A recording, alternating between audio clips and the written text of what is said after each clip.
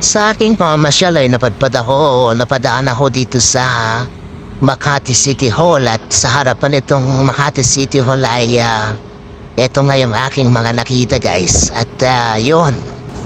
Maganda ang Makati pala guys, mas gumanda na siya kaysa nung una pre-pandemic pa. So yun guys, maraming mga nabago kasi matagal na akong hindi nakarating ng Makati City Hall guys, although na papadaan pa minsan-minsan pero yung alam mo yun hindi ka you stay ng matagal. So yun, so nakursundahan ko lang kuna ng mga palamuting ito at I think mas maganda ito sa gabi. So happen na araw kasi ako dumaan guys, pero na-appreciate ko naman guys yung lugar, yung space, malinis guys actually.